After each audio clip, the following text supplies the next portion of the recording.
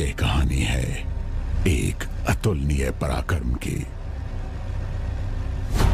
ऐसे योद्धाओं की जिन्होंने अपने प्यारे देश के लिए बिना झिझके अपने प्राण न्यौछावर कर दिए।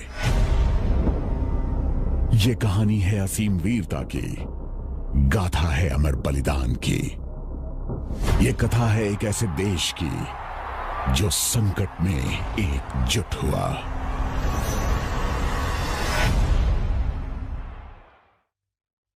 जनवरी 1965, कच्छ का रण। पाकिस्तान ने कच्छ के रण के 50% हिस्से पर अपना दावा ठोक दिया। भारत ने जवाबी कार्रवाई की। दोनों ही देशों के बीच सीमा पर कई मुठभेड़ें हुई। कच्छ के रण में पाकिस्तान ने अपने इसी दुस्साहस के नतीजे में नाकाम होकर ऑपरेशन जिब्राल्टर की शुरुआत की।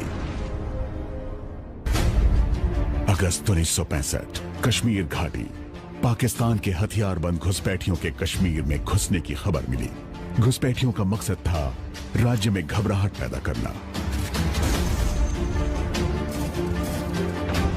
पाकिस्तान अपनी इस हमलावर कार्रवाई को यह शक्ल देना चाहता था कि कश्मीर के लोग भारत के खिलाफ उठ खड़े हुए हैं और इसी बहाने से वो कश्मीर को अपने साथ जोड़ने के लिए अपनी सेना का इस्तेमाल करना चाहता था। इस चाल को उसने नाम दिया था ऑपरेशन जिब्राल्टर। आखिर किस कारण पाकिस्तान ने यह सोचा कि 1947 में उसकी जो योजना नाकाम रही वो 1965 में सफल हो जाएगी? प्रधानमंत्री लाल बहादुर शास्त्री ने ऐसे नाजुक दौर में देश की बागडोर संभाली, जबकि हाल ही में हमने चीन के साथ एक मुश्किल युद्ध लड़ा था। हमारी सेनाएं बदलाव के दौर से गुजर रही थी और हम गंभीर खाद्य संकट भी झेल रहे थे। दूसरी तरफ पाकिस्तान को अमेरिका से बेहद उन्नत हथियार और साजो सामान मिल चुका था, लेकिन ये पाकिस्तान की एक बड़ी भूल थी।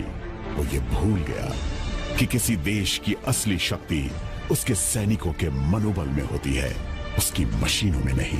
भारतीय सैनिकों ने हमेशा अपने जीवन का बलिदान देकर भी देश की रक्षा की है और तिरंगे के मान को हमेशा कायम रखा है। भारत ने पड़ोसी के इस हमले को हल्के तौर पर नहीं लिया। प्रधानमंत्री शास्त्री ने शत्रु का मुंह तोड़ जवाब दिया। अगर तलवार की नोक पर या एटम बॉम्ब के डर से कोई हमारे देश को झुकाना चाहे, दबाना चाहे, ये देश हमारा दबने वाला नहीं। तो एक सरकार के नाते हमारा क्या जवाब हो सकता है सिवाय इसके कि हम हथियारों का जवाब हथियारों से दें। फौरन ही ऑपरेशन जिब्राल्टर को जड़ से खत्म करने की योजनाएं बनाई गईं। यह था पाकिस्तान के कब्जे वाले कश्मीर में मौजूद हाजी पीर बल, जो भारत के उरी और पुंछ शहरों के बीच मौजूद था।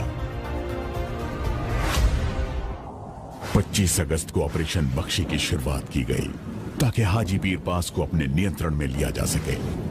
वन पैरा के सैनिकों ने मेजर रंजीत दयाल के नेतृत्व में बेहद खराब मौसम और बारिश की परवाह न करते हुए घनघोर अंधेरे में इस खतरनाक पहाड़ की फिसलन भरी ढलानों पर चढ़ाई की ताकि इस दर्रे पर हमला किया जा सके। और फिर उन्होंने सफलतापूर्वक हाजी पीर की चोटी पर तिरंगा लहरा दिया। मेजर रंजीत दयाल को महावीर चक्र से सम्मानित किया गया क्योंकि उन्होंने बेहद मुश्किल बाधाओं के बावजूद अपना निर्णायक और प्रेरणाप्रद नेतृत्व प्रदान किया था। हाजी पीर पास पर कब्जा होने से ऑपरेशन जिब्राल्टर की हवा निकल गई और शत्रु की योजना धरी की धरी रह गई। फिर इसके बाद पाकिस्तान ने अखनूर में एक बड़ा सैनिक हमला कर दिया। इसका मकसद था जम्मू और कश्मीर को बाकी भारत से अलग थलग करना। अब दोनों देशों के बीच युद्ध छिड़ चुका था।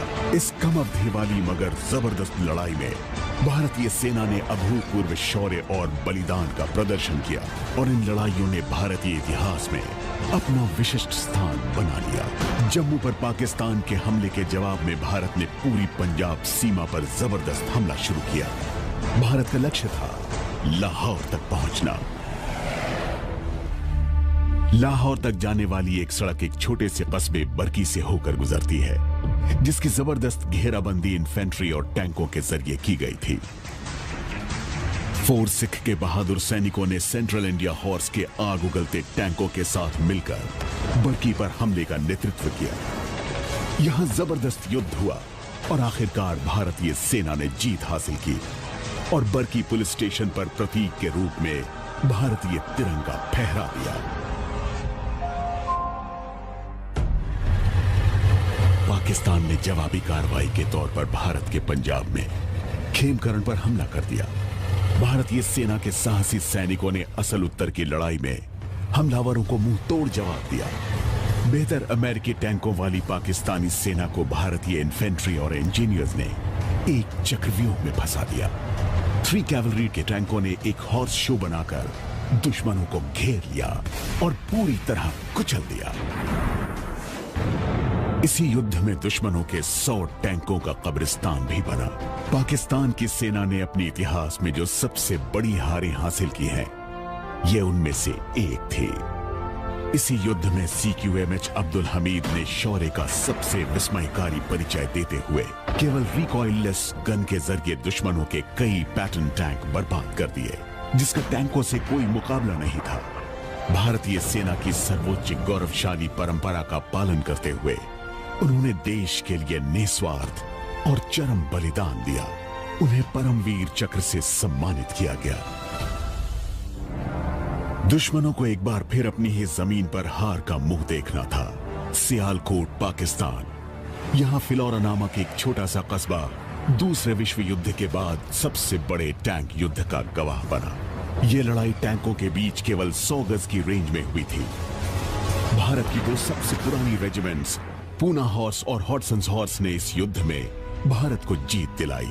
लेफ्टिनेंट कर्नल अर्धशीर तारापुर ने बड़े सुयोग्य ढंग से अपनी रेजिमेंट पूना हॉर्स का इस युद्ध में आगे रहते हुए नेतृत्व किया और इस लड़ाई में बुरी तरह घायल होने के बावजूद उन्होंने खुद को वहां से इलाज के लिए ले जाए जाने से इनकार किया। उन्हें मृत्यु उपरांत परमवीर चक्र से सम्मानित किया गया। डोगराई, पाकिस्तान। जब युद्ध समाप्ति की ओर बढ़ा तो इसमें बेहद तेजी आ गई और लाहौर की ओर बढ़ते हुए हमारी सेना ने भारत के इतिहास की सबसे मुश्किल लड़ाइयों में से एक लड़ाई लड़ी। 3 जाट के बहादुर सैनिकों ने रात में इस शहर पर हमला किया। भारी गोलाबारी की परवाह न करते हुए वो घरों में घुसे और 27 घंटे से भी ज्यादा चली आमने सामने की निर्मम लड़ाई लड़ी। मुश्किल से मिली ये जीत commanding officer lieutenant colonel Desmond Hayde Mahavir Chakra के प्रेरक नेतृत्व में मिली। उनके नेतृत्व में 3 जाट ने इस शहर से एक ऐतिहासिक विजय मार्च निकाला।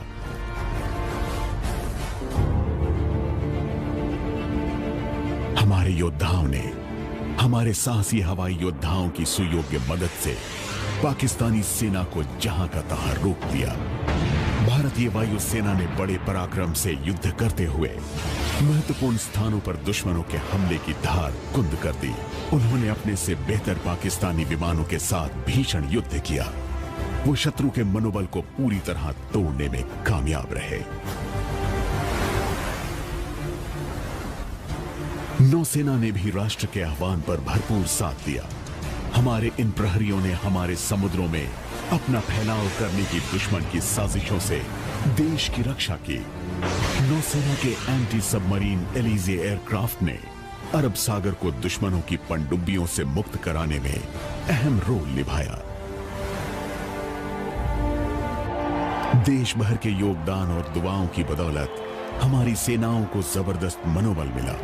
देश के हर क्षेत्र से जुड़े नागरिकों के होठों पर बस एक ही नारा था, जय जवान जय किसान। देश भर के नागरिकों ने सेना का साथ दिया और पूरा देश एकता के सूत्र में बंध गया।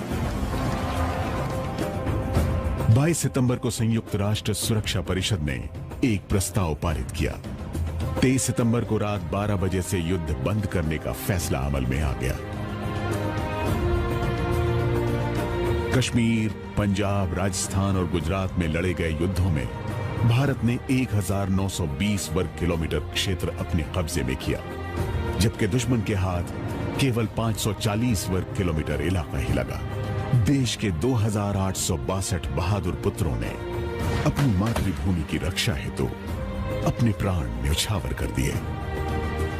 211 वीरों को वीरता पदकों से सम्मानित किया गया।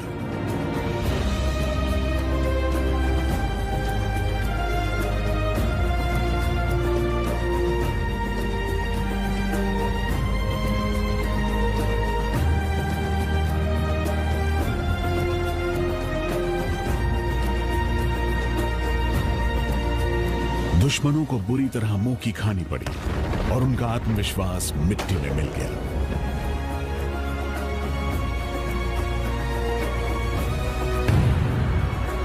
शौर्य से भरे इन अभूतपूर्व कारनामों और चरम बलिदान के कारण पूरे देश में देशभक्ति की लहर फिर से जीवंत हो उठी।